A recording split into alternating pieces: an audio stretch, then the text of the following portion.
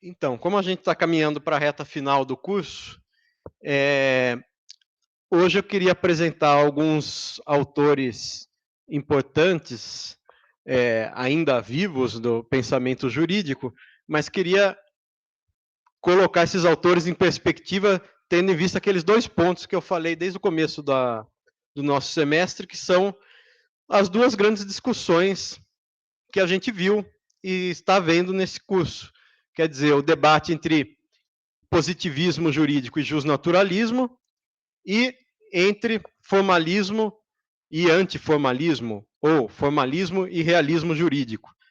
Lembrando, então, que o positivismo jurídico tenta dizer que o conteúdo do direito não é um conteúdo moralmente necessário. É claro que o direito tem influência da moral, é claro que o direito criado pelo legislador, por exemplo, ou mesmo por uma decisão judicial, tem influência da moral, da política, da religião.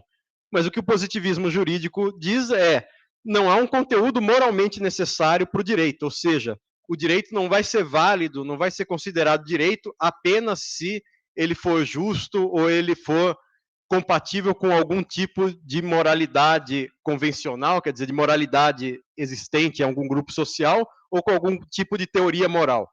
Não, o positivismo vai tentar criar uma teoria do direito, que é o que a gente estuda aqui, uma teoria geral do direito, que vai trabalhar com conceitos que são independentes dessa carga valorativa. Enquanto, obviamente, o justnaturalismo vai dizer que só é direito aquilo que for compatível com certos padrões morais, com certos padrões de justiça. Por isso que eu disse várias vezes que, se a gente tivesse que escolher o principal conceito do positivismo jurídico, seria a ideia de validade. A ideia de validade, diferente tanto da ideia de justiça, quanto da ideia de eficácia, que tem a ver com uma pesquisa sociológica se o direito é realmente praticado. E o outro debate, então, a partir do momento em que, especialmente na Europa continental e depois na América Latina, como está aqui representado na lousa a história do Código Civil no Brasil e do Código Criminal e dos códigos de processo, a partir do momento em que o Estado moderno passa a criar um direito baseado na legislação, nos códigos, na Constituição,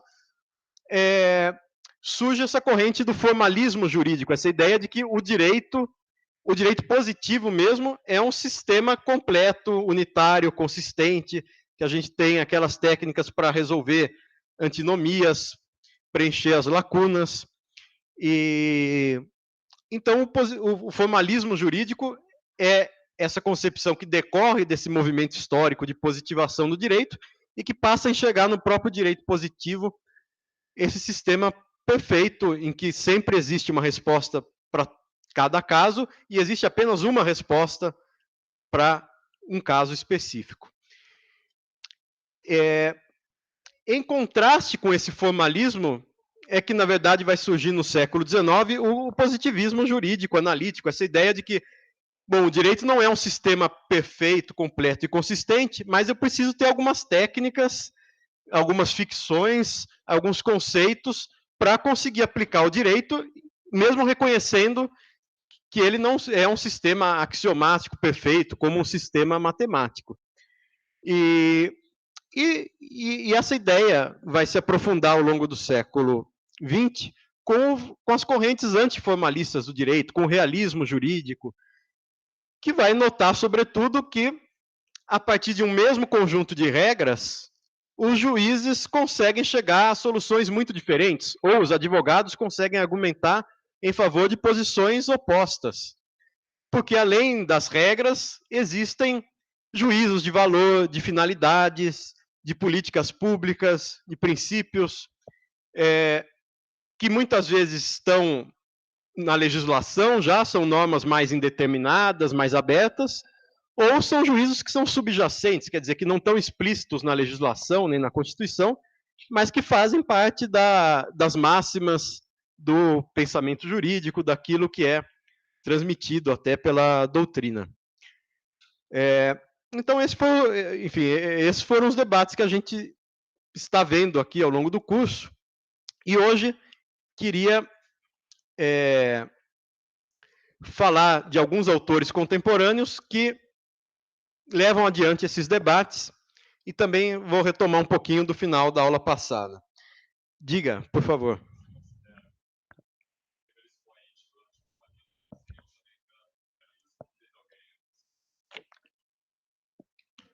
Olha, essas várias correntes antiformalistas, eu diria que a principal delas é o realismo jurídico americano, que já começa um pouco no fim do século XIX e vai até os anos 20, 30, tem o seu auge nos Estados Unidos. Mas em outros países também houve movimentos semelhantes.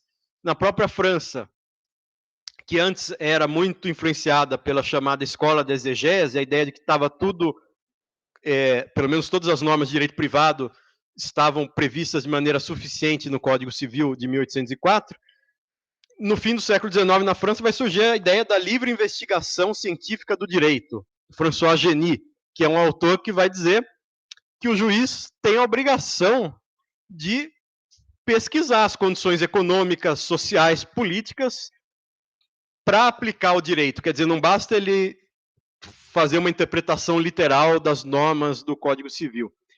E na Alemanha também surgiu a escola do direito livre. Então, várias são as correntes, mas o que eu destaquei mais aqui, aquela que teve mais influência, foi o realismo jurídico americano mesmo.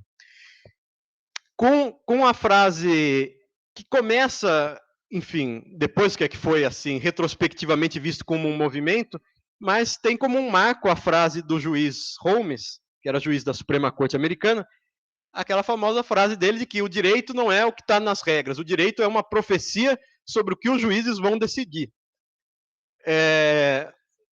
Que já é uma frase que revela essa indeterminação do direito.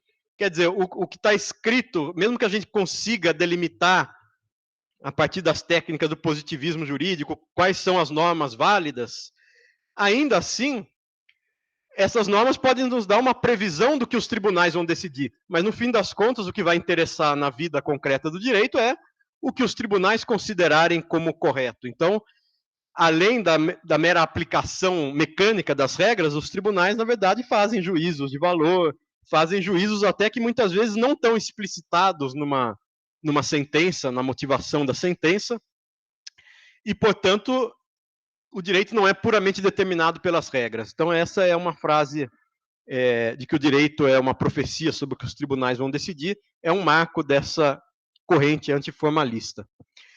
E, por outro lado, a gente tem autores contemporâneos, e eu vou destacar um deles hoje, e na próxima aula mais alguns. A gente tem alguns autores contemporâneos que procuram retomar o que seria, qual a importância do positivismo jurídico hoje em dia, e também o que existe de razão no formalismo jurídico. A gente também estudou, vocês leram, o Hart. O Hart é um autor que vai dizer que o formalismo jurídico tem razão até um certo ponto, e o realismo jurídico tem razão em outros casos. Quer dizer, o Hart dizia, os formalistas têm razão, porque uma boa parte dos casos cai no núcleo de certeza das regras. Você sabe se a regra se aplica ou não. Então, não é que a regra seja algo totalmente prescindível, da qual o juiz possa abrir mão e formular uma sentença da sua cabeça. Mas também, diz o Hart, os realistas têm razão em outros aspectos, porque existem casos em que é preciso fazer outros juízos, outras considerações, além da mera interpretação literal da regra. E um autor contemporâneo, então, contemporâneo porque está vivo ainda e escrevendo, que fala da importância do positivismo jurídico e do formalismo jurídico, é o Schauer, Frederick Schauer, que foi professor de Harvard, agora é professor da Universidade de Virgínia, e ele tem um livro que foi publicado recentemente, aqui no Brasil, a tradução, que chama A Força do Direito. Nesse livro, A Força do Direito, o Schauer vai tentar considerar por que os positivistas do tipo John Austin, no século XIX, tinham aquela imagem de que o direito era quase que resumido ao direito penal, aquela imagem de que o direito é aquele conjunto de normas sempre amparadas por uma sanção, por uma ameaça de coação física, por uma ameaça de violência da parte do Estado. E o Schauer começa justamente fazendo referência ao juiz Holmes, do qual eu estava falando aqui, que no mesmo artigo em que ele diz que o direito é uma profecia sobre o que os tribunais vão decidir, o Holmes dizia que o direito deveria ser interpretado não do ponto de vista daquela pessoa que concorda moralmente com as regras, mas do ponto de vista de uma pessoa ruim, do homem mau, aquele que só quer saber realmente qual é a probabilidade dele ser punido e que faz um cálculo de custo-benefício, se vale a pena praticar aquela conduta diante da probabilidade e da gravidade da punição que ele pode receber.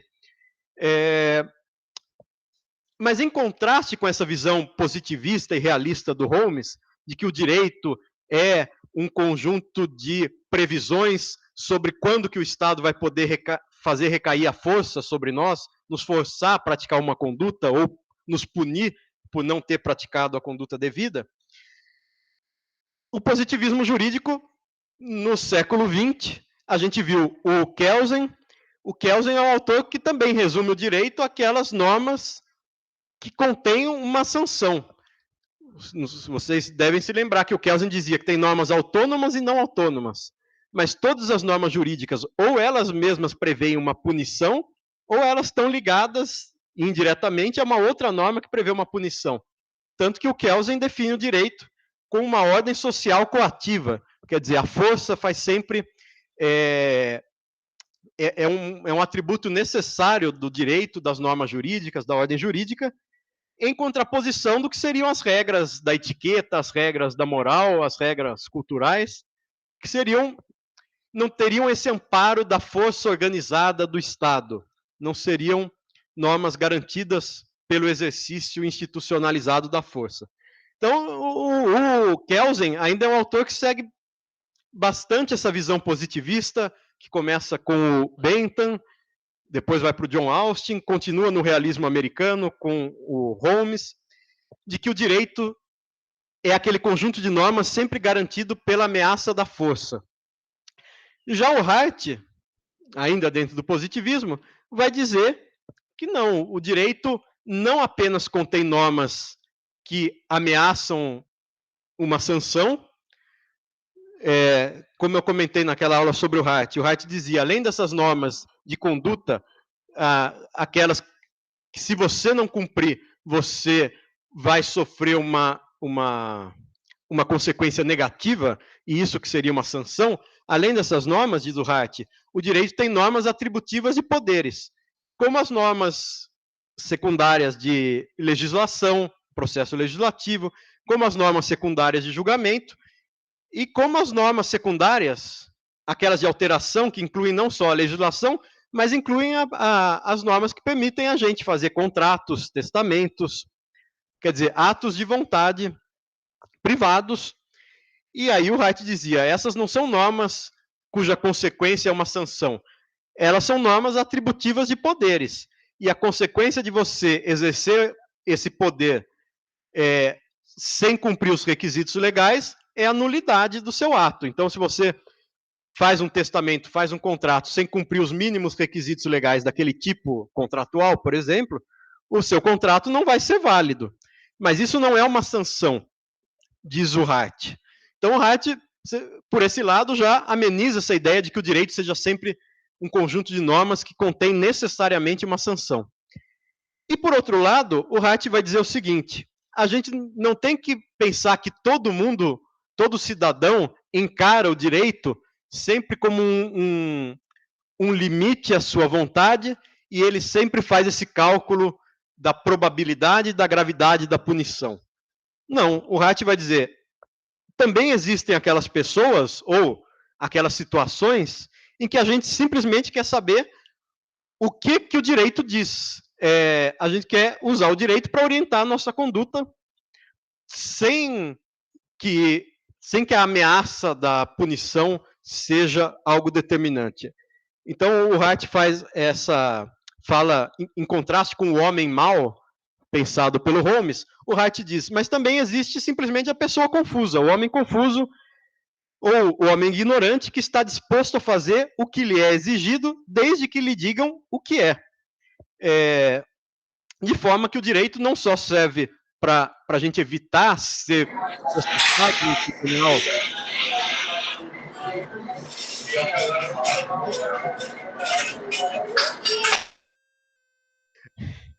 O direito não só serve para a gente evitar ser processado por um tribunal, ser preso, mas também serve para a gente planejar a nossa vida, inclusive fora dos tribunais.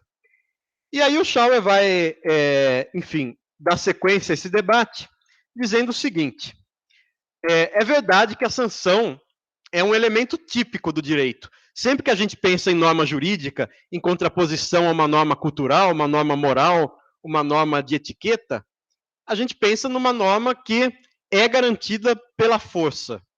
Mas é um elemento típico, mas não um elemento necessário. E aí o Schauer faz a remissão a um filósofo que é considerado o principal filósofo do século XX, aí, o Wittgenstein, ao qual já fiz referência aqui, e o Wittgenstein dizia, quando Wittgenstein discutia o conceito de número no seu livro Investigações Filosóficas, estendemos o nosso conceito de número do mesmo modo que para tecer um fio, torcemos fibra com fibra, e a robustez do fio não está no fato de que uma fibra percorre em toda a sua longitude, mas em que muitas fibras estão trançadas umas com as outras. O que quer dizer isso? O Schauer quer dizer, quando Austin definiu o direito, com aquela pretensão positivista de criar definições que são independentes de um juízo moral, o Austin criou essa imagem de que o direito é um conjunto de comandos, de ordens, de mandamentos do soberano, que pode ser o legislativo, amparados por uma sanção e que, portanto, criam um dever, e o dever é evitar a sanção. Então, essa imagem, um tanto quanto punitivista do direito. E o Schauer diz, não é possível a gente dizer que em todas as situações que o direito rege na vida contemporânea, o direito sempre tem essa função punitiva e a gente sempre age orientado pelo medo da punição.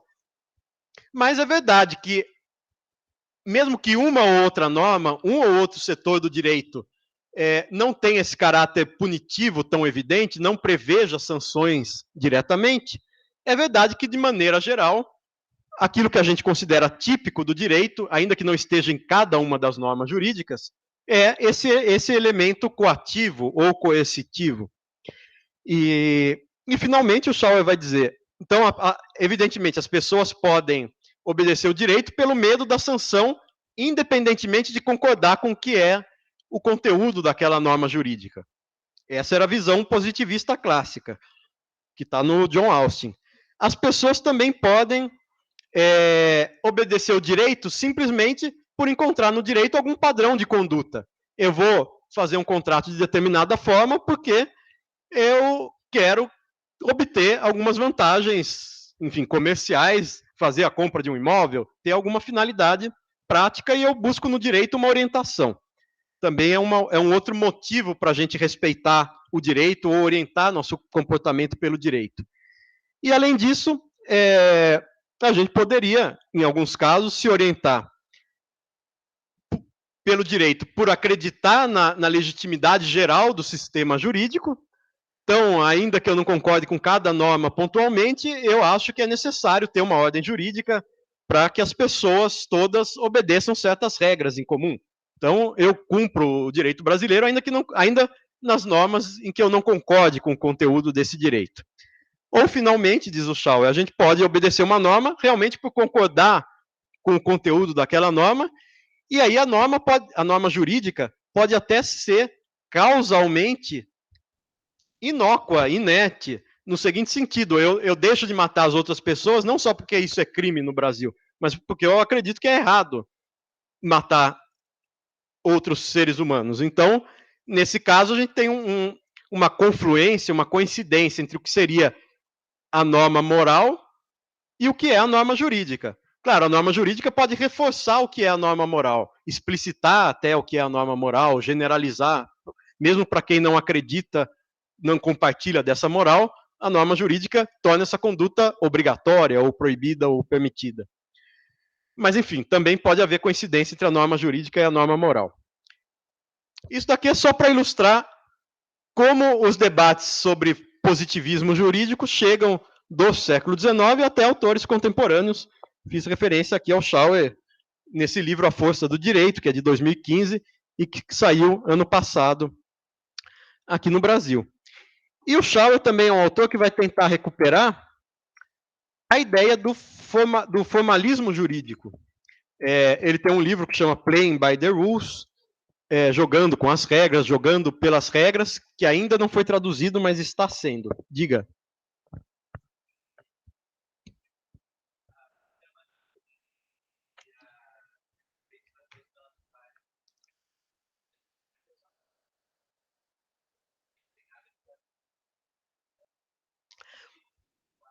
Uhum. O que o Schauer estava discutindo sobre a obediência ao direito é que não é verdade essa imagem dos positivistas de que o direito estatal só atue na sociedade por ameaçar o uso da força. É verdade que o uso da força é uma característica típica do direito que a gente não consegue pensar no direito estatal, especialmente sem esse caráter obrigatório, sem esse caráter da punição. Mas ele quer dizer realmente que as pessoas muitas vezes obedecem o direito sem fazer esse cálculo sobre a punição. Justamente a conclusão é essa a qual você estava se referindo. As pessoas obedecem o direito por vários fatores, inclusive pelo medo da punição, mas não só por isso. Essa que é enfim, o argumento dele. Então, não é apenas aquela visão positivista de que o direito só serve porque ele é baseado na força estatal. Não, ele também pode ser uma orientação para a conduta, e aí o Estado cria regras que são válidas e que se impõem sobre todos os cidadãos, e eles encontram num Código Civil, por exemplo, orientação para a sua conduta, mas sem esse caráter punitivo tão evidente. Diga. São. Vou passar.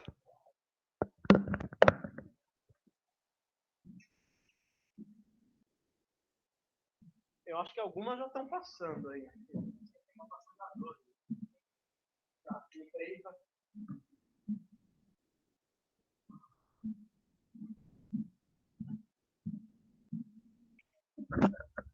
Então,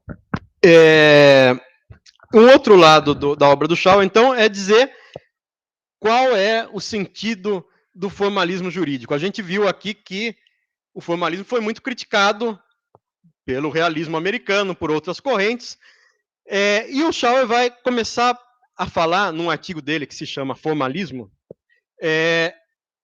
o que a gente pode entender por formalismo. Então, trouxe aqui porque vale até como uma revisão do que a gente já estudou. O Schauer vai dizer, por exemplo, para o Hart, formalismo seria a recusa em admitir que existem escolhas na área de penumbra das regras. O Hart vai dizer, o formalismo tem razão em certo ponto, que existem casos claros para os quais uma regra se aplica e dá uma solução clara. Eu sei o que é matar alguém, eu sei, portanto, que a pessoa tem que ser presa dentro dos limites previstos no Código Penal. Mas o formalista mais puro, vamos dizer, seria aquela pessoa que acha que o direito está plenamente legislado, codificado ou contido em precedentes e que não existe nenhuma atividade criativa da parte do intérprete, do aplicador das normas. Porque a norma sempre dá uma solução clara para um caso concreto.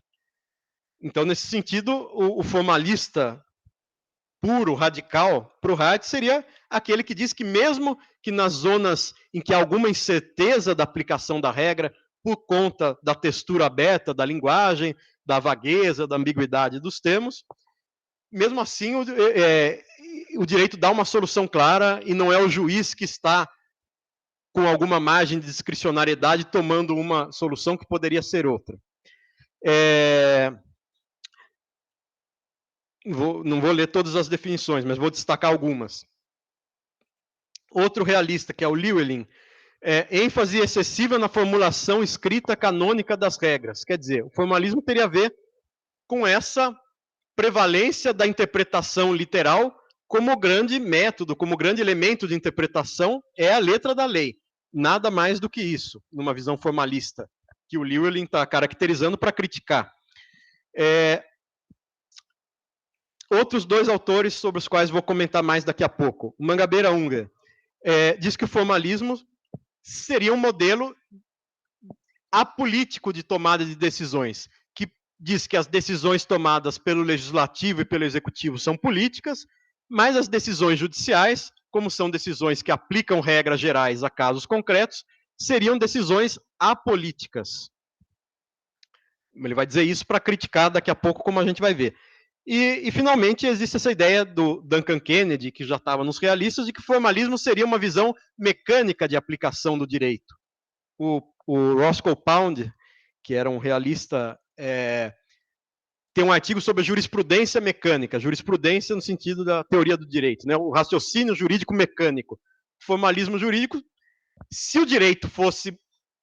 o formalismo jurídico fosse correto, melhor dizendo, o direito seria plenamente resumível à inteligência artificial, por exemplo, porque o direito seria um conjunto de fórmulas aplicáveis sem nenhuma dificuldade a partir de uma definição formal, de uma função, enfim, de qualquer formalização matemática, linguística, o direito seria aplicável mecanicamente. E o Schauer vai buscar uma definição mais precisa, para dizer o seguinte: o formalismo é um modelo de interpretação jurídica em que é baseado na tomada de decisão segundo regras. Então, ele fala da regridade, é o grande atributo do formalismo. O formalismo é uma concepção de que o direito pode ser aplicado constrangido por regras. E, portanto, as regras dão certas razões, as regras já são, na verdade, o grande fundamento de uma decisão. Se você tem uma regra, você diz qual regra você está aplicando, a sua decisão está fundamentada. E as regras, então, eliminam do alcance de quem está tomando a decisão consideração sobre outros fatores. Se alguém vai fazer uma compra e venda, cumpriu os requisitos contratuais, é maior de idade, está comprando ou vendendo algo que está no comércio, como um imóvel, e não um órgão humano. Bom, eu vou considerar esse contrato válido, independentemente da minha consideração de quem é a pessoa, qual é a renda da pessoa, qual é a sua classe social, sua etnia, seu gênero. Quer dizer, a regra, ela retira da necessidade de fundamentação a consideração de outros fatores que não aqueles previstos na regra, do tipo preço, capacidade jurídica do agente, possibilidade de comercialização de um determinado bem. E aí o Schauer vai fazer um contraste para a gente caracterizar o formalismo extremo, o que seria o particularismo extremo, que seriam os dois opostos desse modelo, e o Schauer vai caracterizar o que seria um meio termo, que ele vai chamar de formalismo presumido. Então, o que seria a decisão particularista? A gente voltar lá nas primeiras aulas do curso, é aquilo que eu caracterizei usando a terminologia do Max Weber como irracionalidade material. São decisões imprevisíveis, por isso irracionais, e materiais no sentido de que não se baseiam num critério especificamente jurídico. Elas fazem considerações morais, políticas, éticas, e muito voltadas para o caso concreto, daí também a sua imprevisibilidade. O grande exemplo que a gente tem disso, o Max Weber falava da justiça de Qadi.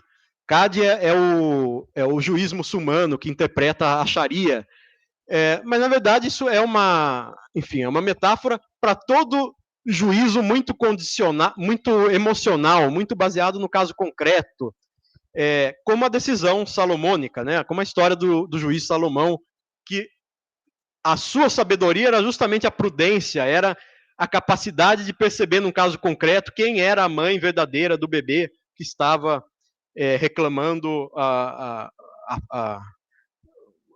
o seu filho, né? Reclamando o seu direito de maternidade. Qual que é o problema do particularismo, diz o Schauer? O problema é que você não consegue manter uma divisão de poderes.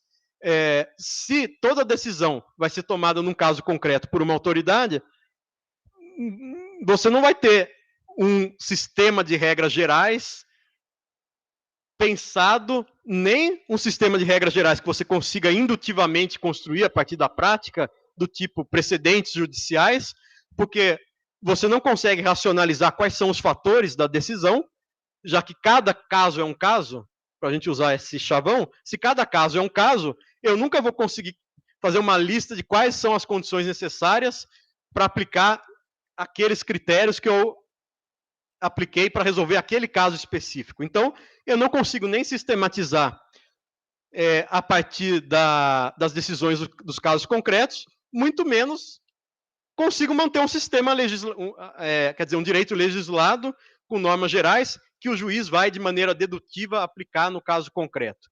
Porque se cada caso é um caso, não interessa qual é a regra geral, eu sempre vou ter elementos do caso concreto que vão derrotar essas regras gerais e abstratas, né, que se voltam a classes de pessoas e a tipos de condutas. Então, esse seria o particularismo. O formalismo seria a posição oposta, seria toda decisão jurídica é uma aplicação de regras. Agora, o formalismo muito rígido, ele tem uma vantagem, que é a previsibilidade, eu sei qual vai ser a decisão, seja ela justa ou não, seja ela até absurda em alguns casos. Mas eu me baseio basicamente numa interpretação literal da regra, então isso confere maior previsibilidade e cria essa possibilidade de sistematização do direito. Eu consigo dizer sempre quais são as hipóteses de incidência, quais são as consequências de determinadas condutas, quais são os fatores relevantes que eu vou considerar na decisão de um caso. Então, essa é a vantagem do formalismo. Mas a desvantagem é justamente essa rigidez e essa desconsideração completa do contexto em que são praticados os atos jurídicos. E aí diz o Schauer, decisões exclusivamente baseadas em regras são o contrário de decisões perfeitamente sensíveis ao contexto, às finalidades, aos valores que são revelados numa situação concreta. E ele vai descrever um modelo interessante, que ele chama de positivismo presumido e de formalismo presumido. E que ele diz que caracteriza uma boa parte dos sistemas jurídicos, das práticas jurídicas no mundo contemporâneo e das áreas do direito.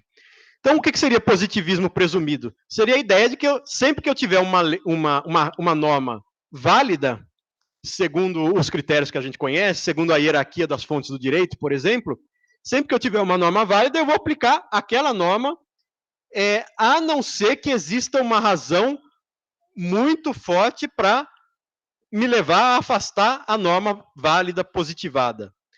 Vamos supor, numa ditadura ou num regime totalitário, eu reconheço que existe uma norma válida, mas aquela norma é tão absurda moralmente que, embora o positivismo procure manter uma separação entre o que é válido e o que é justo, o conteúdo daquela norma é tão absurdo que eu vou afastar aquela norma válida e positiva. Daí a ideia do positivismo presumido. Eu posso derrotar essa presunção, né? A princípio eu vou aplicar a norma válida, mas se ela for gerar um resultado muito ruim, eu deixo de aplicá-la. Ou seja, eu dou um espaço aqui para uma certa visão justnaturalista. O direito é o conjunto de normas válidas, mas se o resultado for muito ruim, eu posso dizer que a injustiça extrema retira a validade da norma. E a outra ideia mais interessante ainda, a ideia do formalismo presumido. Qual que é o resultado que eu vou defender num caso concreto como advogado ou vou justificar na decisão no caso de um juiz? É o resultado dado pela aplicação literal da norma mais próxima ao caso. Mais próxima no sentido do tema. Quer dizer, se eu tenho uma norma sobre propriedade imóvel urbana e eu tenho um conflito sobre imóveis urbanos, e eu tenho uma norma sobre propriedade imóvel urbana e outra sobre propriedade imóvel em geral, eu vou aplicar a norma mais próxima. A gente já viu, até tem o critério da especificidade, é um dos critérios para resolver antinomias, né? E aí diz, então, o Schauer, eu vou aplicar, a partir de uma interpretação gramatical, literal, o sentido mais claro, mais evidente da norma tematicamente mais próxima. E só vou transformar esse sentido se houver razões subjacentes, propósitos subjacentes, que me levem a justificar um valor maior do que o valor de seguir a formulação literal da norma. Diga.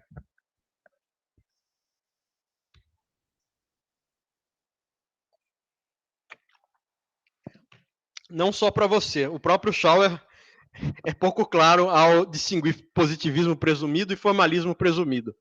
Mas a ideia do positivismo é o seguinte: validade. Eu vou aplicar as normas válidas, as normas que vêm basicamente das fontes formais do direito. Então, se eu tiver uma lei sobre o assunto, um regulamento sobre o assunto, uma norma constitucional sobre o assunto, é isso que eu vou aplicar. A não ser que o resultado da aplicação dessa norma válida seja muito ruim, e aí então eu vou considerar essa norma inválida. Como que a gente faz isso? Quer dizer, essa não é uma ideia tão abstrata. Na prática, o nosso direito funciona mais ou menos nesse sentido, a partir do controle de constitucionalidade. Porque o que os juízes, em geral, qualquer juiz no Brasil pode fazer, é dizer, eu tenho uma regra, uma lei, uma norma legal, por exemplo, para um determinado caso, mas essa norma é incompatível com algum princípio da Constituição muito abrangente, do tipo dignidade da pessoa humana. Então, eu não vou aplicar essa norma. Embora ela seja, a princípio, válida, ela é inconstitucional. Mas, como a nossa Constituição incorpora valores muito abrangentes, é o equivalente a dizer que a norma era válida no sentido positivista, mas, por apelo a algum princípio moral, eu não vou aplicar essa norma.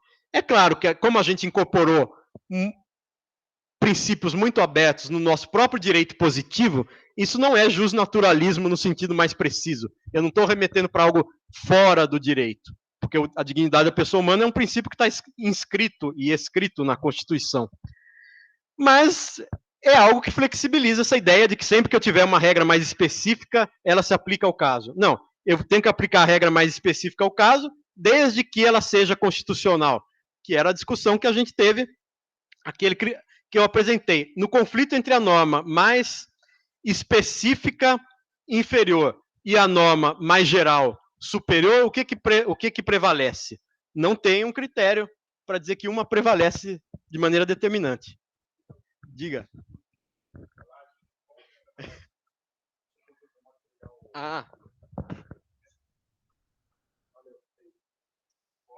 Obrigado.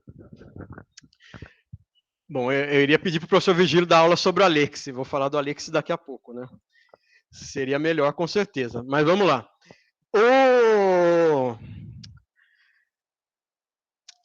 O que eu estava dizendo é, o que é o positivismo presumido? Eu vou aplicar o direito válido, a não ser que ele seja tão moralmente repugnante que eu deixarei de aplicá-lo. Eu deixarei de ser positivista. Eu sou positivista até um certo ponto.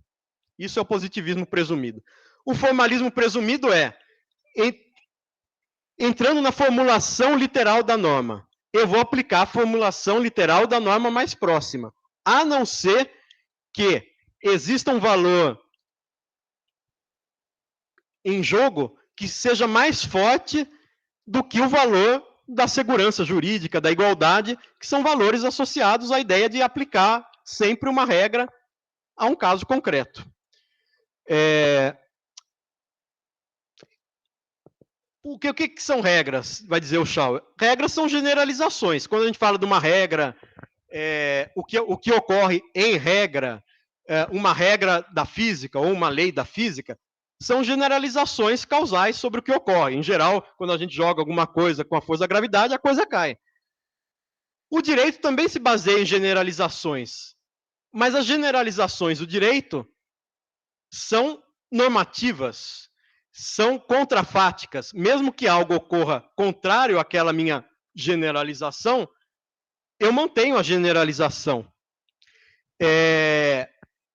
E o Schauer diz, tudo bem, só que existem situações em que eu não posso manter essa expectativa normativa, essa norma, essa regra, porque existem valores que são mais relevantes do que o mero valor de manter a regra. Eu posso fazer uma consideração de que a finalidade da regra acaba subvertendo até a formulação literal da regra, até o resultado que seria dado pela aplicação literal da regra. Bom, acho que vai ficar mais claro dando alguns exemplos aqui e voltando finalmente àquele tema sobre o qual já comentei, da interpretação, interpretação extensiva e interpretação restritiva. O Schauer vai dar 3 exemplos. Uma regra, é proibido dirigir acima dos 120 km por hora. Outro exemplo, é proibido que menores de 18 anos consumam bebidas alcoólicas. E o terceiro exemplo, é proibida a entrada de cães. O que alguém tem que fazer ao aplicar essas regras? Se a gente adotar um modelo formalista puro, você só precisa constatar, se a pessoa dirigiu a 121 km por hora, ela está descumprindo a regra. Se a pessoa completou 18 anos hoje, ela já pode comprar bebida alcoólica. Se a pessoa quer entrar com uma cobra, ela pode entrar, porque está escrito proibido a entrada de cães. Se a gente for formalista ao extremo, a gente adota simplesmente uma interpretação literal. Mas o que o Schauer diz é, essas regras foram feitas porque tem um motivo por trás, tem uma generalização probabilística por trás, que é o seguinte, numa determinada rodovia, por que o limite de velocidade é 120 km por hora? Porque se considera que acima desse limite aumenta muito a probabilidade de acidentes, ou aumenta muito a gravidade dos acidentes. Por que você proíbe venda de bebidas alcoólicas a menores de 18 anos? Porque se presume que o menor de 18 anos não vai saber o quanto beber, não vai ter condições de se autodeterminar e de dosar o consumo daquela bebida. Por que se proíbe a entrada de cães? Porque se presume que os cães têm algumas características, sei lá, façam barulhos, façam sujeira, que não sejam compatíveis com aquele lugar em que se está proibindo a entrada dos cães. Enfim, o modelo do formalismo presumido diz, em geral, vamos aplicar a formulação literal das regras. Mas a gente tem que considerar quais foram os motivos para existirem essas regras, quais são os propósitos subjacentes a essas regras, e ver se, num determinado caso, existe um valor mais relevante. Por exemplo, diz o Schauer, se a gente fosse adotar o modelo do formalismo presumido para essa ideia do limite de velocidade. Existem carros e existem motoristas, carros com sistemas de segurança e motoristas com habilidade de direção, que conseguem dirigir de maneira segura, mesmo acima dos 120 km por hora. Então, eu poderia dizer que, nesse caso, a regra é sobre-inclusiva, ou seja, o seu texto, a proibição de que todo mundo dirija acima dos 120 km por hora, acaba abrangendo casos que não deveria abranger pelo motivo da regra. Se o motivo da regra é a segurança, eu conseguiria comprovar que determinados carros e determinados motoristas conseguem dirigir de maneira segura, mesmo acima desse limite de velocidade. Então, a regra é sobre-inclusiva, ela inclui mais casos do que, na sua literalidade, do que deveria incluir segundo o seu propósito. Mas eu também poderia dizer que, em outras situações, a regra é subinclusiva. Ela deixa de incluir casos que ela deveria incluir. Por exemplo, motoristas que, mesmo a 110 por hora ou a 100 por hora, não conseguem manter uma direção segura, ou automóveis que não têm segurança mesmo andando abaixo dos 120 km por hora, e que não seriam punidos segundo a formulação literal dessa regra. Portanto, se eu fosse adotar um modelo de formalismo presumido para a regra dos 120 km por hora, eu poderia deixar de punir aqueles que dirigem acima dos 120, se eles provarem que estão dirigindo de maneira segura, e poderia punir aqueles que estão dirigindo abaixo dos 120, se constatasse que eles não, o carro ou o motorista não estão dirigindo de maneira segura. Pergunta: na aplicação de uma regra de limite de velocidade, a gente adota esse modelo do formalismo presumido ou não? Na prática, a gente costuma adotar ou não?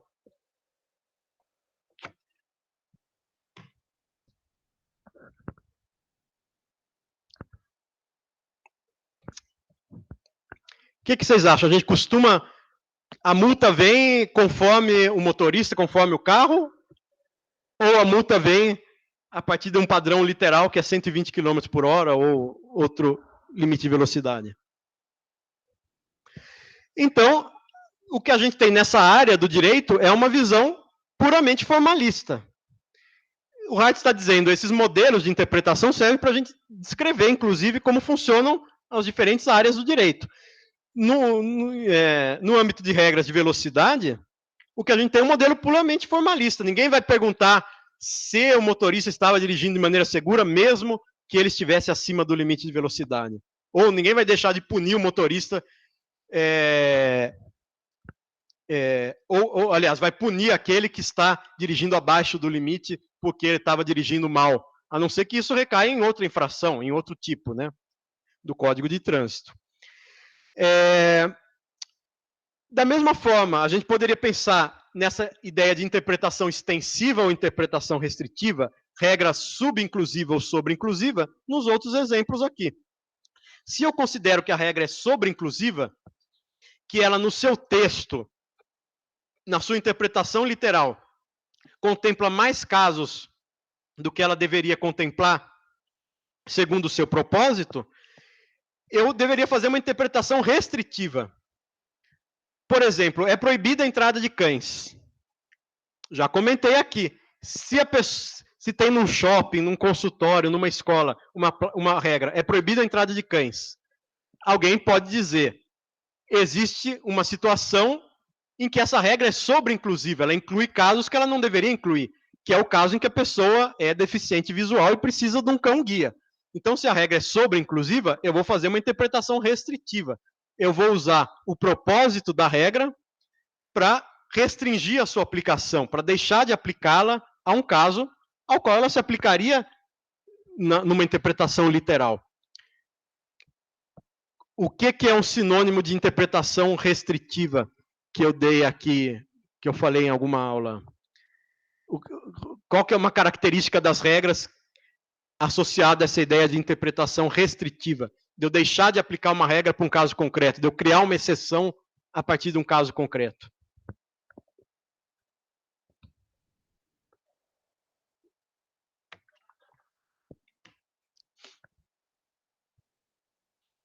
Se a regra se aplica em geral, mas não se aplica a alguns casos, se eu posso achar alguns casos em que eu vou formular exceções, deixar de aplicar a regra, o que significa que eu estou fazendo com a regra? Eu estou derrotando a formulação literal da regra. Então, isso diz respeito àquele conceito sobre o qual eu comentei de derrotabilidade. As regras são derrotáveis, segundo essa visão do formalismo presumido. Eu posso derrotar a aplicação da regra, deixar de aplicar a regra, porque eu vou formular uma exceção implícita. Era implícita, eu vou usar os propósitos da regra para formular essa exceção, para torná-la explícita.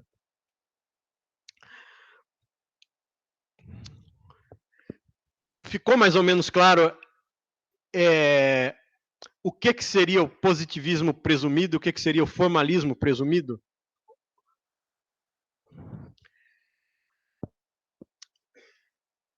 Aí agora eu queria fazer referência a algo que eu falei na aula passada, mas só para reforçar, aquela ideia da diferença entre o Dworkin e o Alex, que vocês vão ver em outras matérias. Mas só lembrando o seguinte, essa ideia do formalismo presumido, assim como o livro do Hart, são tentativas de compatibilizar o que era a visão formalista do que é a visão realista de que o direito também depende de juízos de valor, de finalidades, que muitas vezes não estão explícitos nas normas, ou que vem de algum princípio que você vai usar para interpretar uma regra, ou até para derrotar a regra, para formular uma exceção à regra. Enfim, os realistas concluíram que o direito depende desses juízos de valor. E os autores do final do século XX para cá tentaram criar metodologias para racionalizar, para sistematizar esses juízos de valor. É o caso das teorias do Dworkin e do Alex, que a gente já viu aqui na aula passada.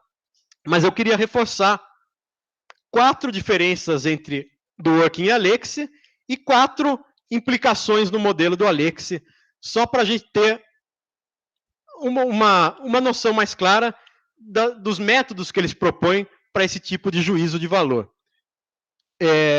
Então, o Dworkin tinha aquela definição, as regras são padrões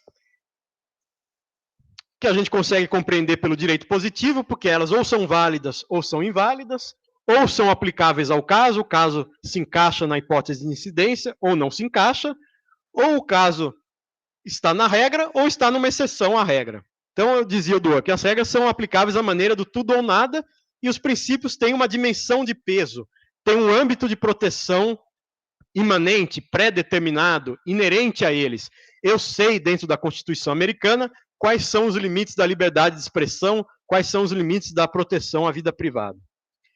O Alex vai dar uma outra definição, que é: regras determinam já direitos ou obrigações definitivas e princípios são mandamentos de otimização. Eles dizem que algo deve ser protegido até um certo ponto, que é até o limite dos recursos financeiros, inclusive disponíveis, e até os limites em que esse direito ou esse dever seja compatível com outro princípio que eventualmente entre em colisão num caso concreto. Bom, dessa definição a gente retira, que é o segundo ponto da comparação, a ideia de que, para o Dworkin, no caso das regras, você sempre consegue reconhecer que regra é aplicável, por exemplo, segundo os critérios que a gente comentou aqui, de resolver antinomias. É a regra superior? É a regra mais específica? Ou é a regra posterior? Agora, o Alex vai dizer, não, as próprias regras não são tão claramente ou aplicáveis ou não aplicáveis. Quer dizer, as exceções às regras não são enumeráveis nem mesmo em teoria. Não é verdade que uma regra eu consiga formular todas as exceções a uma regra. Pode surgir um caso concreto em que eu tenha que formular uma nova exceção. É aquilo que eu acabei de comentar, da ideia da derrotabilidade no Schauer. Uma regra sempre foi aplicada de maneira sem muita controvérsia. Mas vamos supor que surja uma nova situação, por exemplo, a partir da mudança da tecnologia, em que se criou uma dúvida. Será que essa regra se aplica ou não? Pode até chegar a algum princípio e amparar, justificar uma exceção a essa regra. Então, o Alex vai dizer, as regras também têm uma aplicação que pode ser derrotada no caso concreto. Ou seja, não é verdade que regras sejam aplicáveis ou não aplicáveis e princípios têm uma dimensão de peso. Porque até um princípio pode gerar uma exceção a uma regra num caso concreto.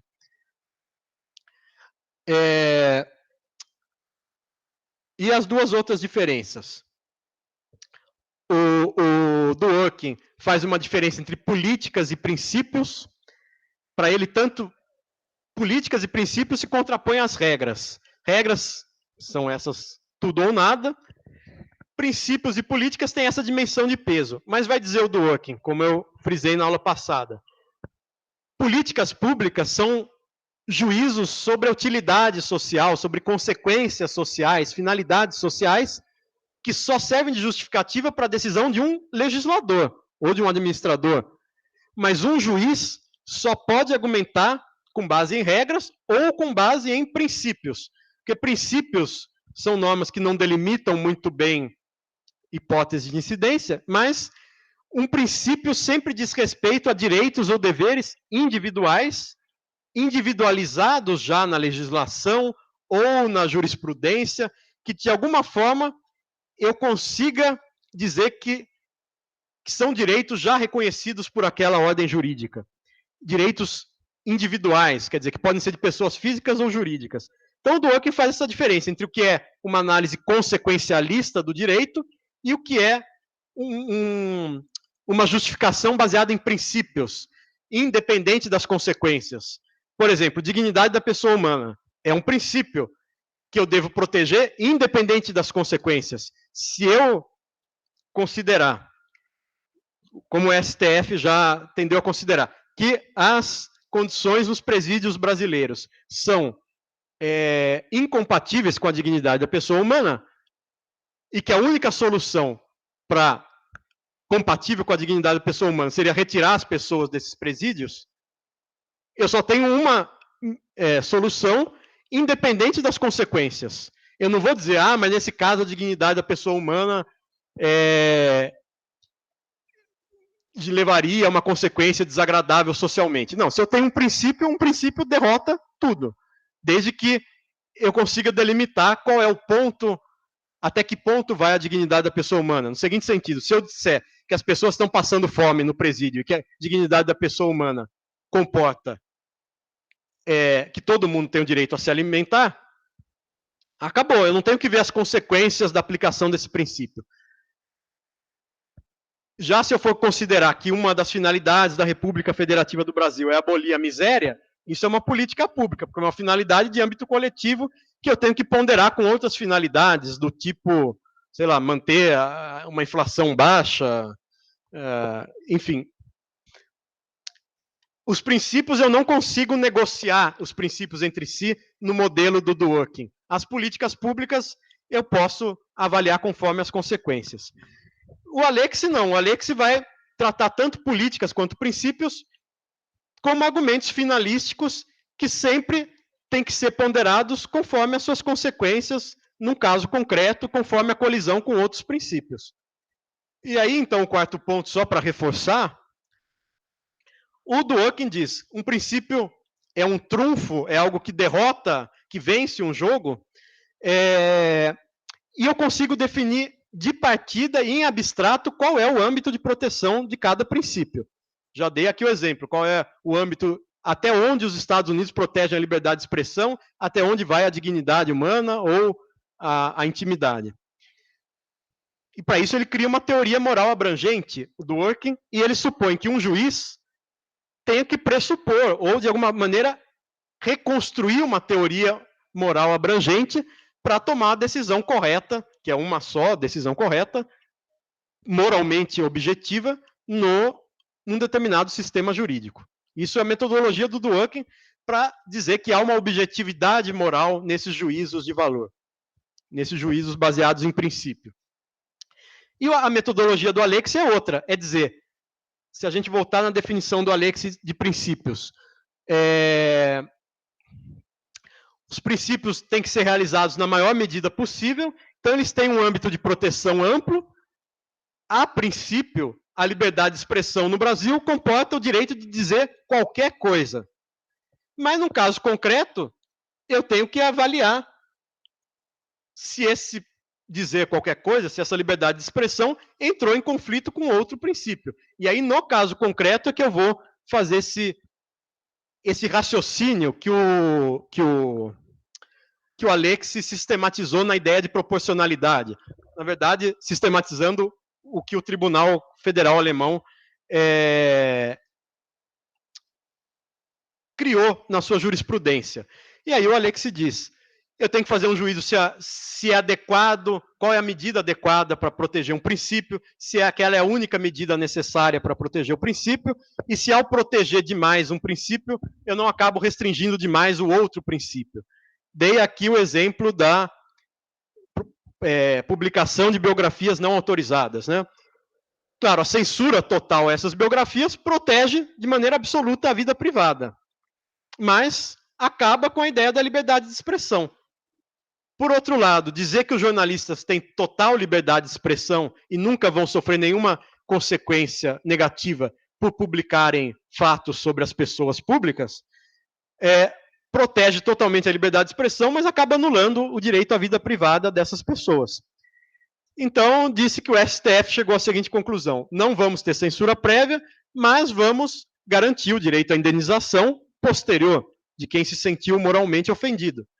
De modo que eu posso dizer que essa indenização posterior é uma medida adequada para preservar a vida privada, a intimidade e a liberdade de expressão, é uma medida necessária, sim, para preservar a vida privada, porque se eu não tiver nenhum tipo de punição, eu não vou ter nenhuma forma de proteger essa intimidade. E existe uma proporcionalidade aqui, eu estou tentando combinar liberdade de expressão e vida privada. Bom, Isso é só para tentar ilustrar que no Alex tudo depende do caso concreto. Você parte da visão mais ampla, até literal, a gente poderia dizer, do que é liberdade de expressão, do que é vida privada, e vai ter que, no caso concreto, formar um compromisso. No Dworkin, não, você conseguiria já formular uma teoria abrangente que delimita de antemão até que ponto vai a proteção de uma coisa ou de outra. E aí, para fechar, 4 implicações do modelo do Alex. Primeiro, o Alex diz, é melhor o meu modelo que presume que os direitos são os mais amplos possíveis, porque para poder restringir um direito, o juiz vai ter que justificar muito bem. Vai ter que justificar, por exemplo, que aquela medida que restringe a liberdade de expressão era a única medida possível, era uma medida necessária, era a medida menos gravosa que eu tinha para conciliar esse direito com um determinado outro direito. Segunda implicação importante do modelo do Alex, um juiz só decide com base em regras. Ou ele encontra uma regra na lei, na Constituição, ou ele vai ter que criar uma regra a partir da ponderação. Uma regra do tipo, é permitida a liberdade de expressão, garantido o direito à indenização posterior, caso o biografado se sinta moralmente ofendido. Quer dizer, eu tenho que chegar a formular uma regra que é uma justificativa para o caso concreto, mas que poderia servir como regra para outros casos, né? É uma justificativa universalizável. E aí, outros 2 pontos que eu não vou aprofundar aqui, porque vocês vão ver em mais detalhe em direito constitucional, que existem normas que a gente chama de princípios, tradicionalmente, mas que não são princípios no modelo do Alex, do tipo princípio da legalidade.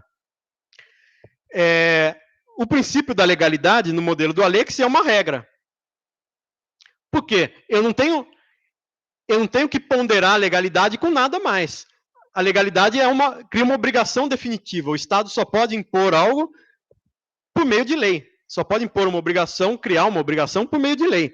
Eu não tenho que ponderar a ideia da legalidade com uma ideia, sei lá, da importância política daquela punição, para dizer que aquela proibição não precisaria estar prevista em lei. Então, existem princípios que, na verdade, são regras no modelo do Alex, porque tem esse caráter definitivo, eu não preciso ponderar com mais nada. Princípios eu tenho que ponderar entre si, ou até posso usar um princípio para derrotar uma regra. Mas a regra, ela é uma razão suficiente para justificar uma decisão. E aí uma discussão que vocês vão ver em direito constitucional, com o professor Virgílio, ou com outros professores, mas essa é a discussão que o professor Virgílio faz com o José Afonso da Silva, seu pai, que é a seguinte, toda norma constitucional, por ter um caráter de princípio, ela tanto vai poder ser submetida a uma restrição, num caso concreto, quanto ela pode ser regulamentada por uma norma posterior. Então, vocês vão ver a classificação do José Afonso da Silva existem algumas normas que já são definitivas na Constituição e outras podem vir a ser restringidas ou dependem de uma regulamentação posterior. O que o Virgílio vai dizer se toda norma, quer dizer, no caso das normas que são princípios sempre vai poder ser restringido num caso concreto e sempre vai poder ter alguma norma que o regulamente, que eventualmente o especifique na forma de uma regra, determinando melhor seu âmbito de proteção. Eu vinha fazendo o argumento de que o realismo disse da importância dos juízos de finalidade para o direito, o Dworkin e o Alex tentam sistematizar, dizer que alguma metodologia para racionalizar esses juízos de valor e de finalidade, e nos anos 70, 80, vai surgir nos Estados Unidos uma corrente que vai criticar o Alex e o Dworkin para dizer todas essas metodologias que eles propõem são arbitrárias. Porque eu tenho um conflito de regras. Bom, a partir do conflito de regras, eu posso resolver por aqueles critérios, prevalece a regra que está na fonte de direito superior, ou a regra mais específica, ou a regra posterior, ou eu tenho que fazer um juízo de qual é a regra que eu vou adotar, tendo por base o propósito subjacente a essa regra. Acabei de fazer referência ao Schauer. O Schauer dizia, eu posso até derrotar uma regra avaliando qual é o propósito subjacente a essa regra e criando uma exceção que não estava prevista na regra. Ou eu também posso usar um princípio para preferir a aplicação de uma regra em detrimento da outra. Para ficar no exemplo que eu estava comentando. Vamos supor que o direito brasileiro tem uma regra que dissesse que, como dizem, há regras que protegem danos morais, que exigem responsabilidade por danos morais posteriores à publicação de um livro. E também o direito brasileiro tem regras, ou tinha uma proibição, permitia a censura prévia de obras biográficas, né, melhor dizendo, biografias não autorizadas. Eu posso dizer que, segundo o princípio da liberdade de expressão, a regra que proíbe a censura, a regra que legaliza a censura prévia, contraria a liberdade de expressão. Então, eu vou usar o princípio da liberdade de expressão para derrotar uma das regras e manter só vigente a regra que exige possibilidade de indenização posterior. Só que qual é o problema? Eu vou ter também, eventualmente, conflito entre princípios. Princípio e contra-princípio. Um autor que discutia isso, adepto desse, um dos expoentes dos estudos jurídicos críticos, ou Critical Legal Studies, é o Duncan Kennedy. Ele dizia, sempre que você encontrar um princípio, você pode encontrar um contra-princípio. Por exemplo, no campo do direito privado, do direito contratual, eu tenho ideias liberais que privilegiam a autonomia da vontade. O que as partes disseram é o que vale. As partes, eu considero que elas são formalmente iguais, que elas são livres, autônomas, com capacidade de se autodeterminar. Então, existem princípios, como a liberdade contratual, como a prevalência da vontade declarada. Mas no mesmo direito contratual, eu acho outros contra-princípios, ou princípios que podem entrar em colisão com a ideia da liberdade do contrato, como a ideia da função social do contrato, como a ideia dos vícios de consentimento, que vocês vão ver. Uma pessoa pode ter aceito as condições de um contrato, mas ter incorrido em erro, ela não sabia de certas coisas que era importante ela conhecer para ter dado o seu consentimento. Então, eu sempre vou ter também um conflito entre princípios e contra-princípios. E aí o Alex e o Dworkin diziam, cada um de nós temos metodologias próprias para resolver. O Alex tem o juízo da proporcionalidade, e o Dworkin tem aquela ideia de que é possível abstrair para uma teoria mais abrangente, que vai dizer qual é o peso de um princípio em abstrato, em detrimento de um outro princípio. Só que esses autores críticos vão dizer, tudo bem, além das regras a gente tem princípios, isso os realistas já disseram, agora essa ideia do Dworkin de que é possível criar uma visão moral abrangente, unificada, íntegra, a partir da qual eu consiga dimensionar qual é o âmbito de proteção de cada princípio, isso é uma mentira, porque toda teoria moral nada mais é do que uma ideologia. E uma ideologia, por definição, é um juízo, é uma valoração de valores que tem um fundamento não racional. Toda ideologia depende de uma preferência subjetiva. Subjetiva, quer dizer, nos termos individuais, mas que tem a ver muito também com a objetividade social, com as classes sociais. Mas o fato é, eu posso ter uma visão, uma interpretação liberal da Constituição brasileira ou americana, ou uma interpretação social-democrata da mesma Constituição brasileira ou americana. De modo que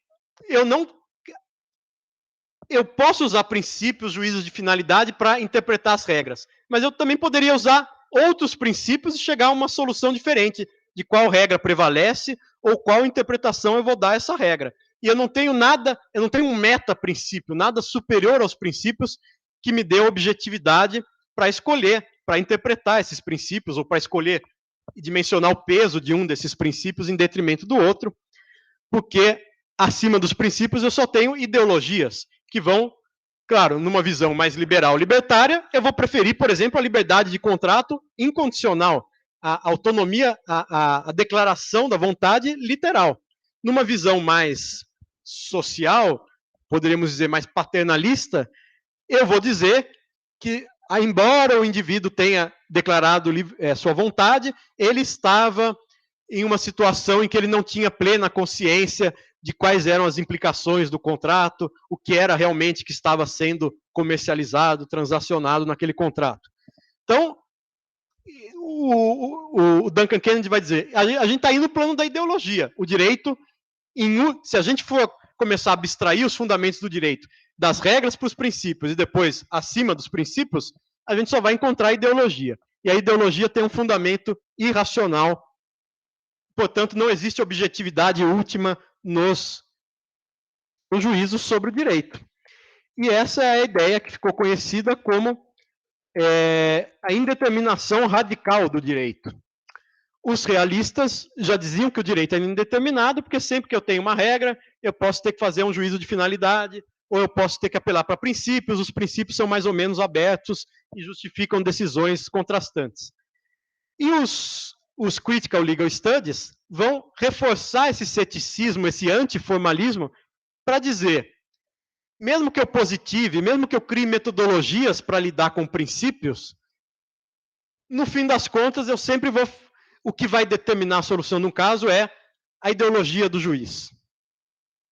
Simplificando aqui o raciocínio. Então, enquanto os realistas falavam da questão dos juízos de valor, os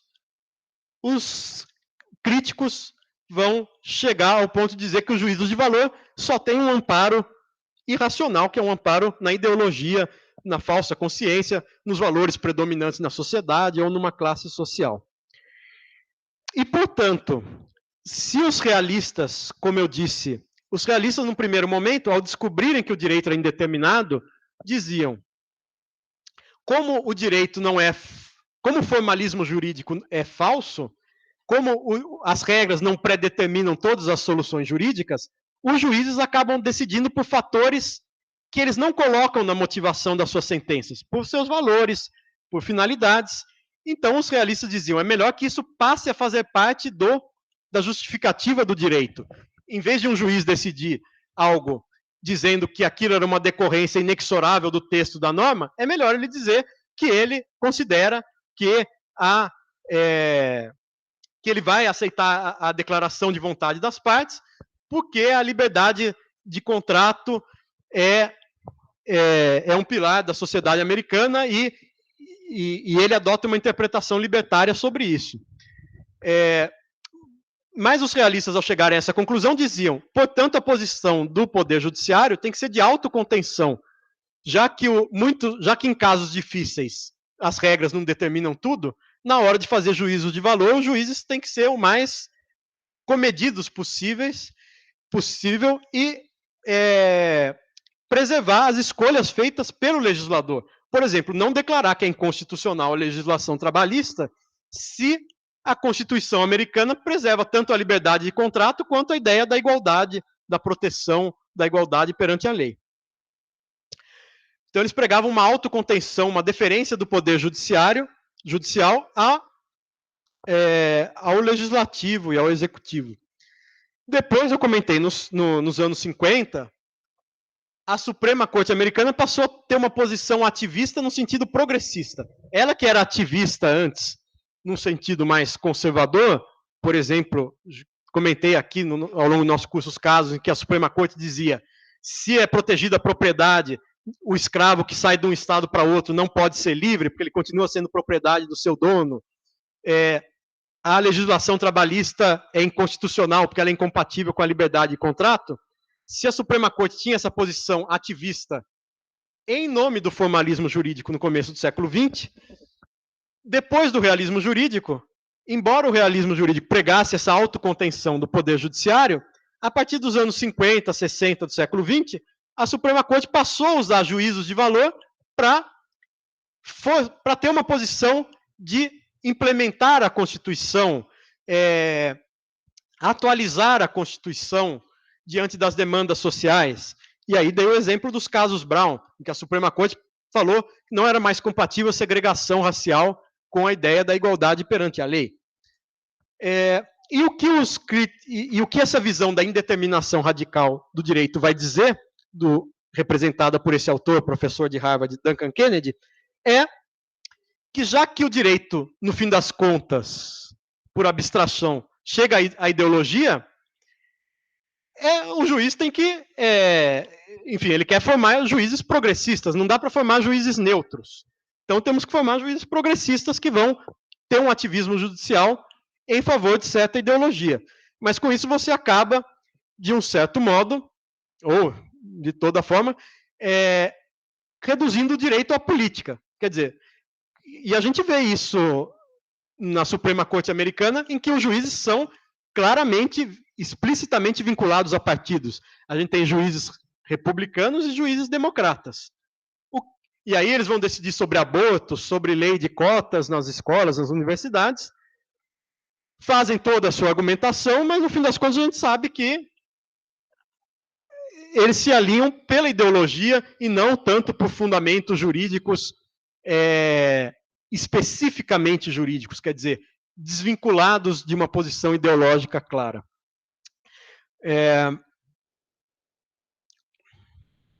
Então, essa é a radicalização da ideia de indeterminação, de irracionalidade do direito, em combate a uma teoria como a de Dworkin, que diz que há uma resposta correta, que é moralmente objetiva, porque tem uma única leitura correta sobre a Constituição americana. O que um autor como Duncan Kennedy vai dizer não, nos Estados Unidos você tem socialistas, democratas, republicanos, cada um vai ter a sua leitura, então vamos promover a nossa leitura, a leitura compatível com a nossa posição ideológica. Não vai dar, eu vou deixar para a próxima aula, uma outra corrente importante do Critical Legal Studies, que é representada pelo professor Mangabeira Unger, que se formou em Direito no Brasil, mas indo para os Estados Unidos ajudou a criar esse movimento. Inclusive publicou um livro que chama O Movimento de Estudos Críticos do Direito, que demorou aí uns 30 anos para ser traduzido no Brasil, e cuja tradução é muito boa, porque o tradutor é muito bom. Vocês podem adivinhar quem é. Mas eu vou deixar então para a próxima aula isso, e também as teorias da argumentação jurídica.